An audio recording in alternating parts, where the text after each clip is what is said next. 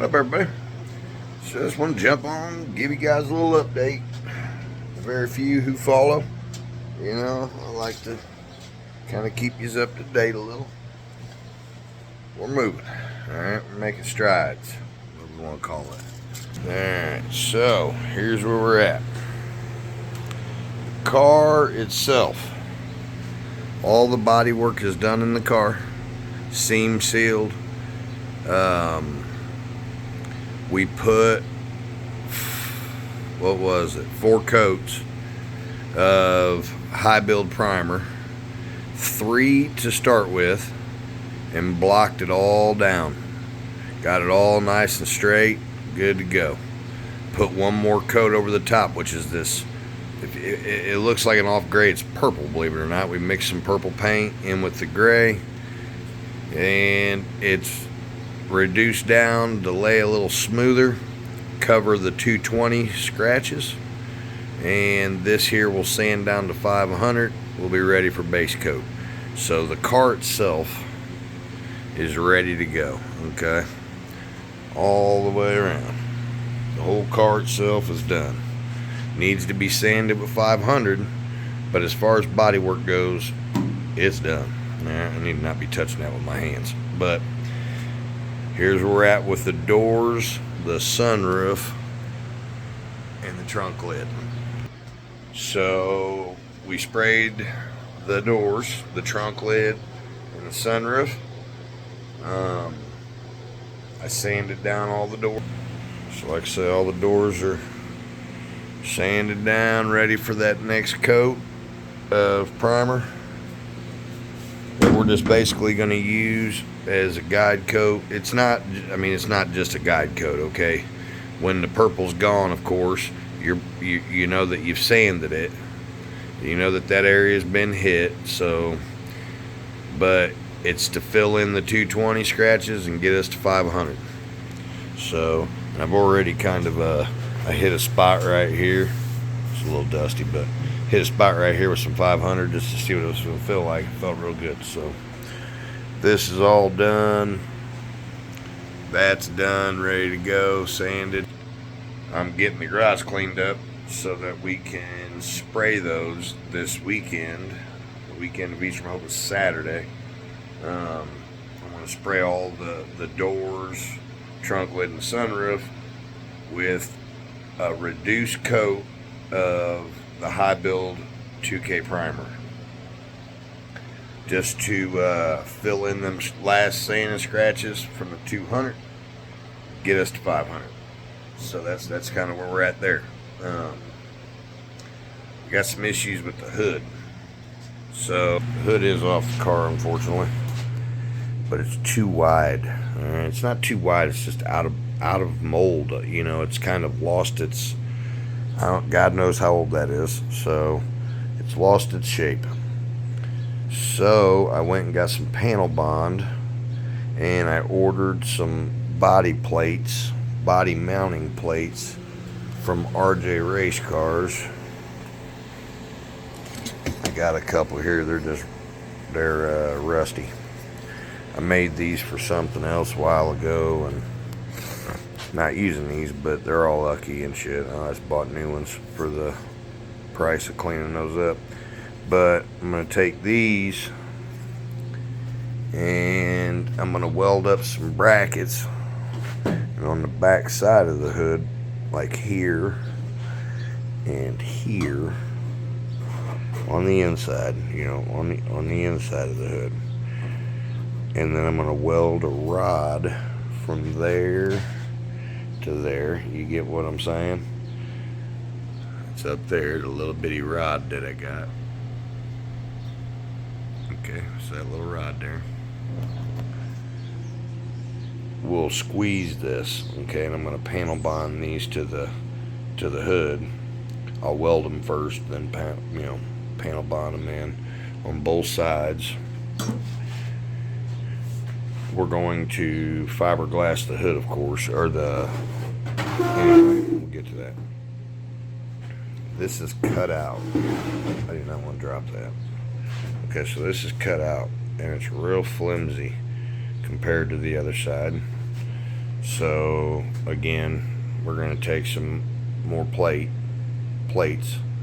I'm going to probably use 2-inch squares. They got the 2-inch square ones, but I'm going to probably do like 2 of those, boom, boom, boom, boom, with a rod welded in between them to sturdy that hood up across there so that this doesn't, crack, because I'm going to make this one piece. I'll make this one piece. There was a tray in there that bolted to the hood. Right there it is. It's behind the mask. Took that out of there.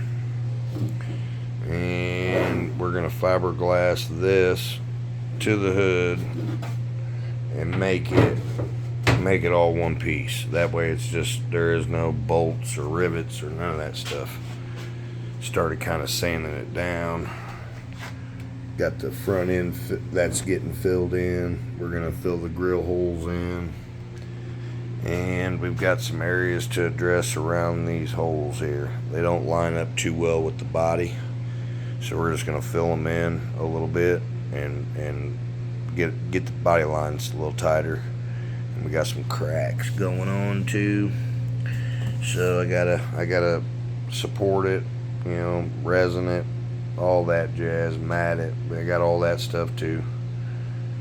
So the only thing that I don't have in my possession to make this project go is the plates, but they're in the mail, so should have those by this weekend, which I'm in no rush. I want to get my focus is to get the car all purple, okay, so that we can block it.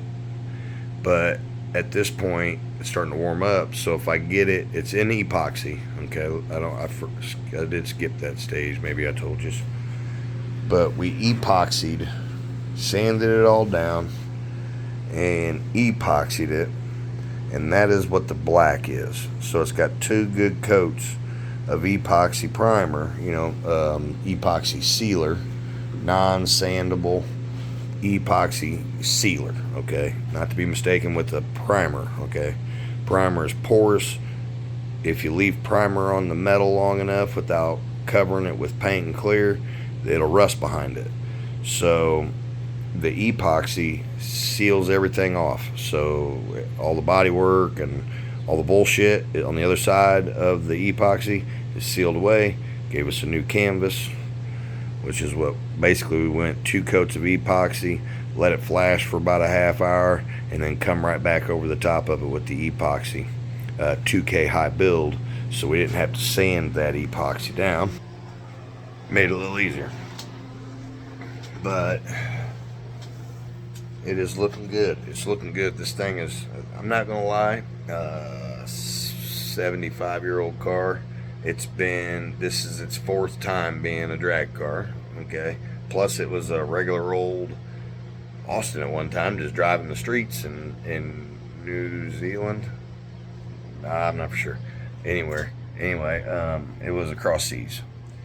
But somebody has made this car a drag car 2 times before we owned it. My stepfather made it a drag car when he owned it, and I completely cut it apart and made a drag car out of it again, okay? So this thing has undergone surgery, so it's starting to look like one of them Hollywood stars' faces after they went under the knife. You don't even recognize them anymore. But stuff just doesn't line up very good, I mean, this is the best I could get this door here, which ain't bad, but body lines we got to line up real good. But just the back of this door per se, you see how that looks. I mean, there's just nothing I can do about it. I can't add to the door, can't bend the door. This has apparently been sucked in or something. I don't know what's happened, but we've actually had to bend a couple of the doors to get them to fit right. But it's just a pain in the butt, this thing, trying to get all this to line up. These doors I've got, and I'm not lying to you, okay, this is serious. Like, I have my my better half, okay? I had her out here, had my stepdad out here, had me out here. You know, I got probably easy 45, 50 hours in those doors getting them lined up. I know that sounds crazy. They don't adjust like a regular cars like nowadays, right? This is 1951. I'm using all the original equipment. It's ball and socket.